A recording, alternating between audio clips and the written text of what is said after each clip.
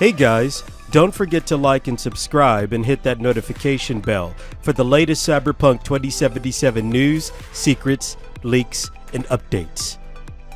CD Projekt Red has been trying to fix all the problems with Cyberpunk 2077 after all the backlash from the original release in 2020.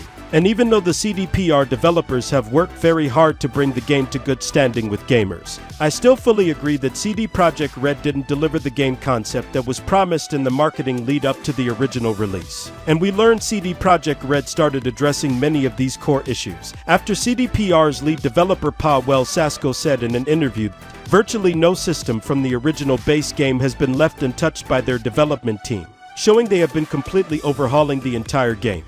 And with all the details coming out that we are going to discuss, Cyberpunk 2077 Phantom Liberty is looking less like a regular DLC expansion and more like a soft reboot for the franchise. So according to the latest reports, Phantom Liberty will reimagine cyberware, skill trees, perk systems, vehicle combat, police systems, and AI. Plus there will be brand new story missions, gameplay mechanics and enhancements, and other features that all seem to be bringing the game closer to what we all expected for the original release. So let's get into the details of how Phantom Liberty promises to be a massive overhaul and reboot of Cyberpunk 2077. Police chase mechanics and third-person perspective. First, it looks like the police star system will borrow from the Grand Theft Auto series, by having each star represent a heat level that will dictate the aggression and intelligence level of the police pursuits. Every star will increase the heat level and will add something new to the police chase. During the highest star or heat level, it is said that max TAC will arrive and be dropped in your location for you to fight against. Vehicle combat also will be available from a third-person perspective. But it's not certain if this will be for all combat, or just when you're battling enemies with a katana blade on a motorbike.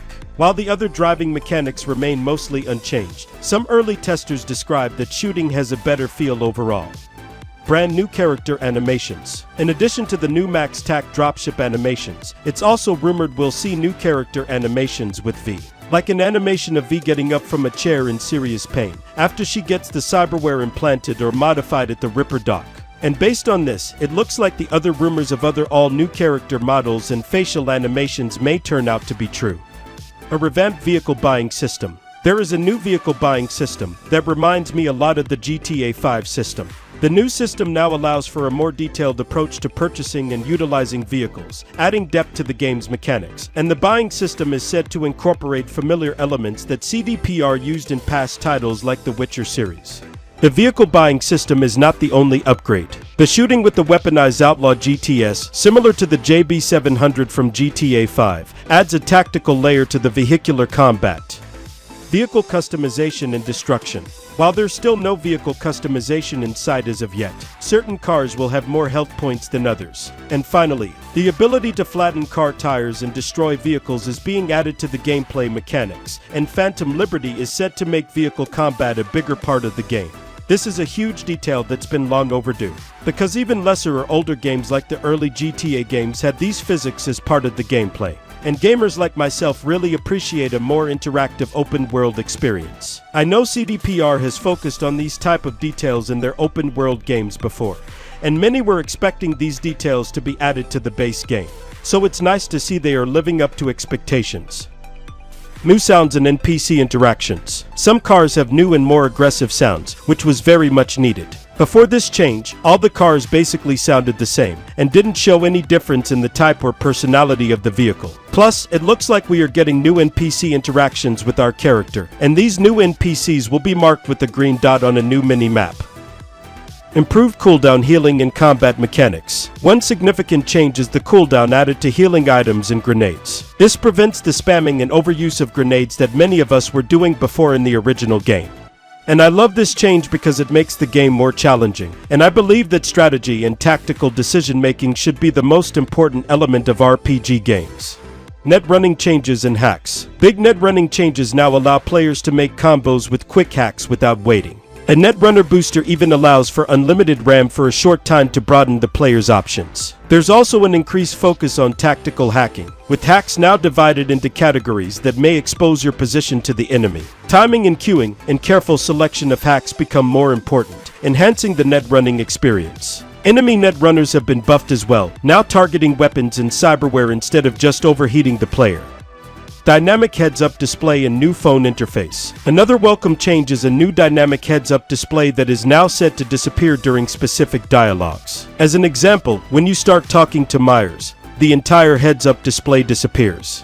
Also, there is a new phone interface divided into 3 categories: recent contacts, messages, and contacts sorted alphabetically. This attention to detail is a great move by CDPR developers and shows a significant upgrade from the base game.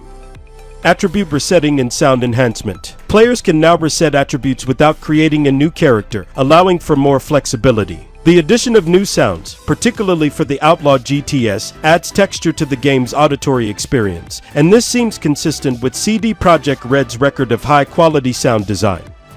New clothes, vehicles, and weapons. The Phantom Liberty expansion is going to reveal new clothes, vehicles, and weapons, expanding the customization options.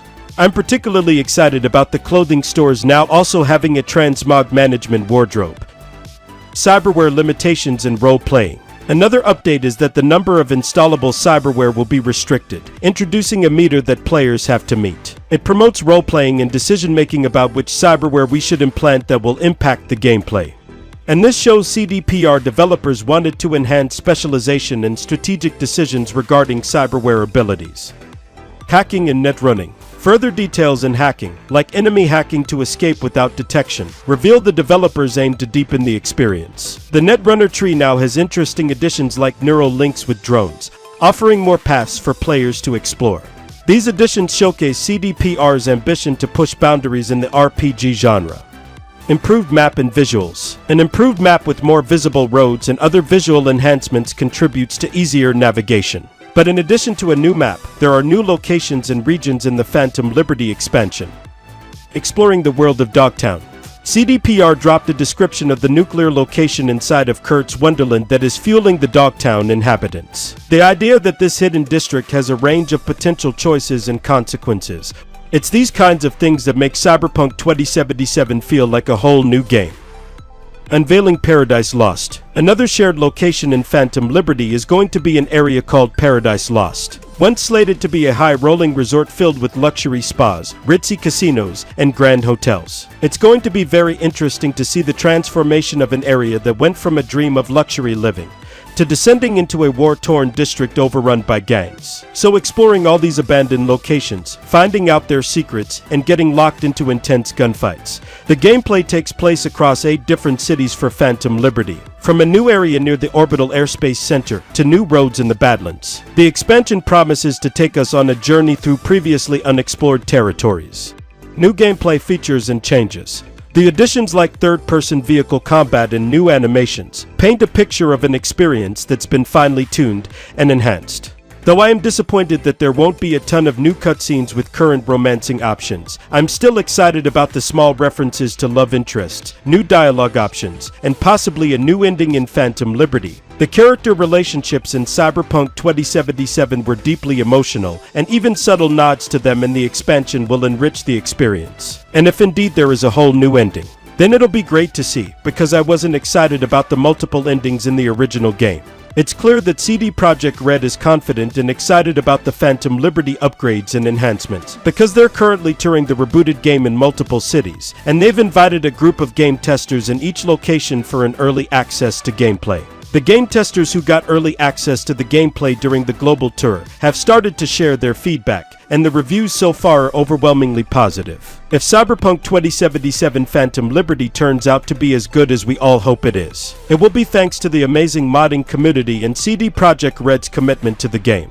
One thing is for sure, CD Projekt Red has had a rough time rebuilding trust with the gaming community. There's been a ton of technical issues, serious bug and performance problems, and negative reviews. But now Cyberpunk 2077 has a net positive of over 90% on Steam. A big contrast from when the game was so bad, months after its original release, that it was being discounted and sold for 50% off the original price. It looks like the game has made a comeback, and trust has been largely restored. And it's right before the release of Phantom Liberty. I chalk this change up to a relentless commitment by CD Projekt Red, the incredible modding community, and those who loved the game despite being beaten up and bruised by the market. These incidents are just part of the journey, a complex tapestry of challenges and triumphs that have led to this point. The state of the game in its current and future state. how it's evolved since the initial release, and the future for this game and this franchise is what truly matters. Cyberpunk 2077 Phantom Liberty and the 2.0 updates represent a new chapter.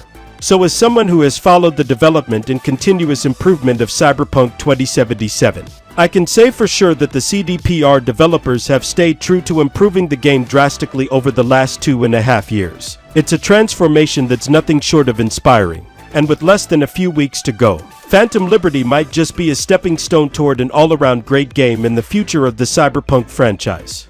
Don't forget to like and subscribe and hit that notification bell for the latest Cyberpunk 2077 news, secrets, leaks, and updates.